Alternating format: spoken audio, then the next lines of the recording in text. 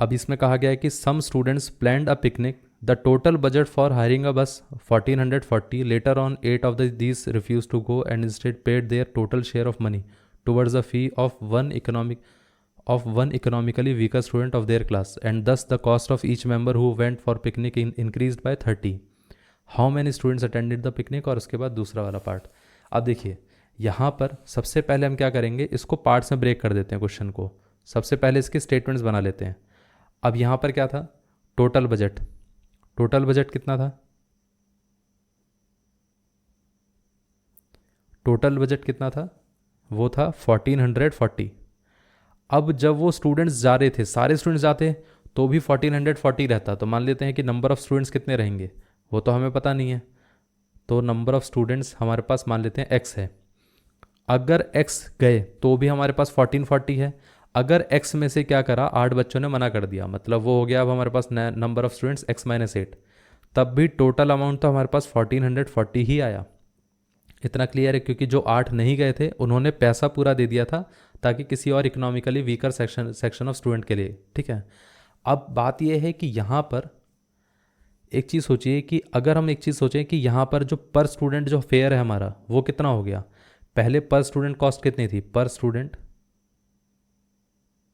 Cost वो कितनी थी, पहले पर स्टूडेंट कॉस्ट कैसे आएगी, इसमें से अगर इसको डिवाइड कर देंगे तो 1440 बाई एक्स आ जाएगा। अब पर स्टूडेंट कॉस्ट कितनी है, ये आ जाएगा 1440 बाई x-8। इतना क्लियर है। अब उसने कहा है कि बाद में उसकी कॉस्ट इंक्रीज़ हो गई, मतलब ये हो सकता है ना कि हम बाद वाली कॉस्ट को लिख लेते हैं, ठीक है।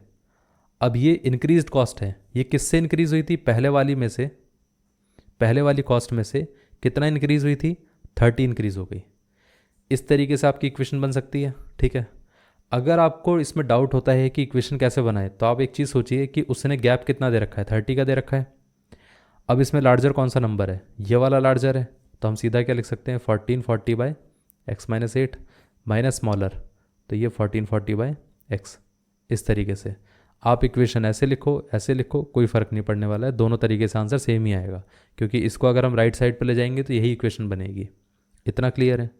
अब इसमें से अगर हम यहाँ पर यह आ जाएगा x-8, ये 1440 आ गया, और यहाँ पर कितना आ जाएगा, यह आ जाएगा x 1440 प्लस 30x।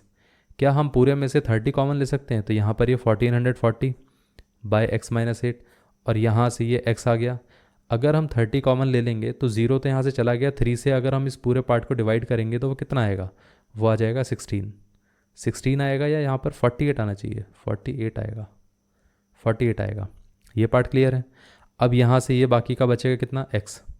ये पार्ट क्लियर हो गया। अब इससे अगर हम इसको कैंसिल आउट करेंगे तो यहाँ पर ये कितना बनेगा, ये आ जाएगा 48। अब इसके अंदर 48 इंटू एक्स कितना हो गया, 48x, और ये कितना आ जाएगा 48 प्लस x इंटू x-8। सो ये आ जाएगा 48x is equal to 48 into x 48x, 48 into 8 कितना हो जाएगा, 48 इंटू 8।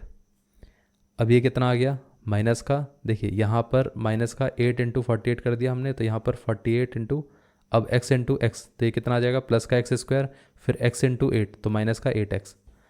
अब आप एक चीज़ सोचिए, सबसे पहले हम इन दोनों कैंसिल आउट कर सकते हैं, बचेगा ये 0, और यहाँ पर ये आ जाएगा x² माइनस का 8x, और ये माइनस का 8 इंटू 48 कितना रहेगा।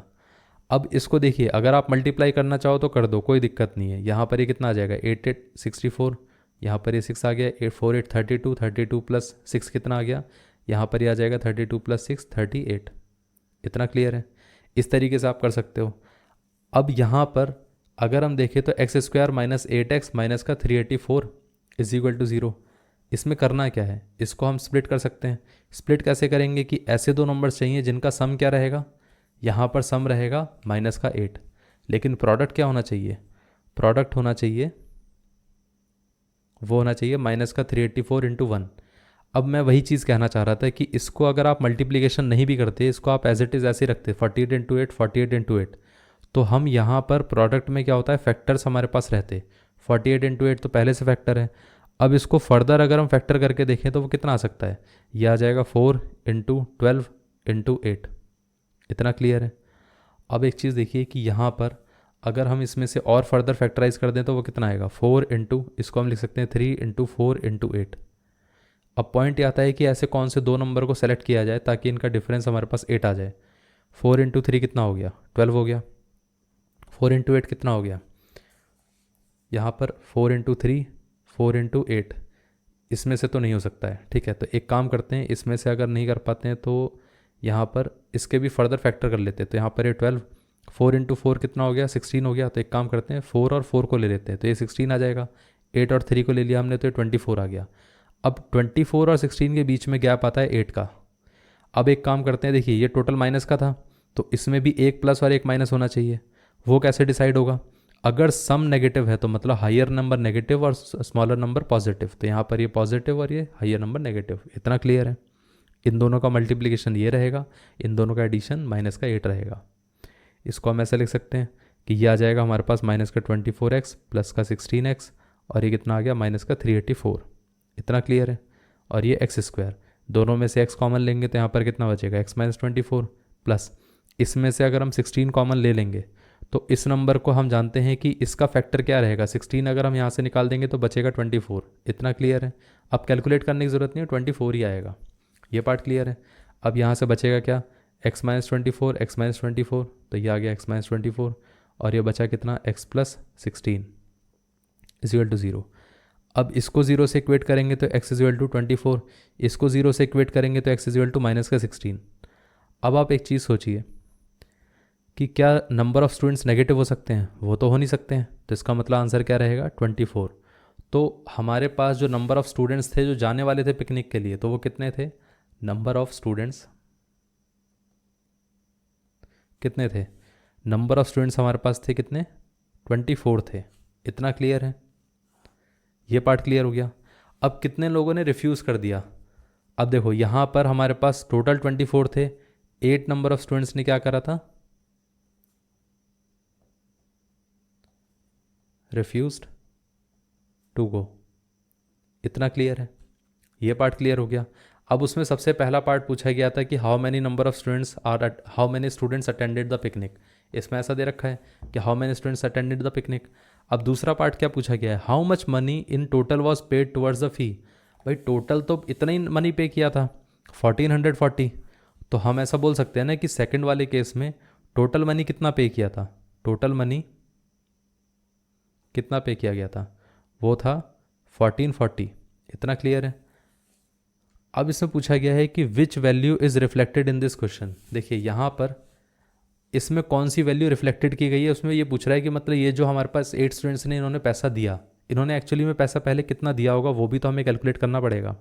अब एक चीज़ सोचिए कि यहाँ पर 8 स्टूडेंट्स ने पैसा दिया है, तो वो जो पैसा उन्होंने दिया होगा वो किस हिसाब से दिया होगा, क्या नए रेट के हिसाब से दिया होगा या पुराने रेट के हिसाब से। देखिए जो ओरिजिनल अमाउंट डिसाइडेड था वो क्या था, 1440 बाय अगर 24 के 24 स्टूडेंट्स जाएंगे तो वो अमाउंट कितना रहेगा पर स्टूडेंट, अगर हम डिवाइड करेंगे तो अमाउंट कितना रहेगा। इसको अगर हम डिवाइड करके देखें तो ये आ जाएगा 120 और ये आ जाएगा 2, ये आ जाएगा 60 पर स्टूडेंट। इतना क्लियर है। ये था ओरिजिनल अमाउंट। अब कोई स्टूडेंट अगर नहीं गया तो वो क्या कहेगा कि वो कहेगा कि भाई मेरा जो 60 अमाउंट है वो दे देना, ठीक है, किसी और को दे देना। तो उसने अपना 60 अमाउंट ही देगा। तो टोटल 8 स्टूडेंट्स ने कितना अमाउंट दिया होगा, उन्होंने पे किया होगा यहाँ पर 60 इंटू 8, वो कितना है 8648। तो यहाँ पर ये आ जाएगा 480। इतना बाकी के सारे स्टूडेंट्स ने मिलकर पे कर दिया होगा। इतना क्लियर है। तो 8 के 8 स्टूडेंट्स ने यहाँ पर 480 अमाउंट पे कर दिया। और ये पे किस हिसाब से किया है कि किसी एक वीकर सेक्शन ऑफ स्टूडेंट्स को, मतलब जिनके पास पैसे की कमी होगी उनको इन्होंने दे दिया। तो ये जो फॉर्म ऑफ यहाँ पर पेमेंट है वो क्या है, चैरिटी फॉर्म ऑफ पेमेंट है। इतना क्लियर है। ये पार्ट क्लियर हो गया। तो जिस वैल्यू की बात करी जा रही तो वो चैरिटी है, in the form of charity, और यहाँ पर अमाउंट कितना दिया गया है 480। ये पार्ट क्लियर हो गया। तो ये पूरा आंसर क्लियर हो गया।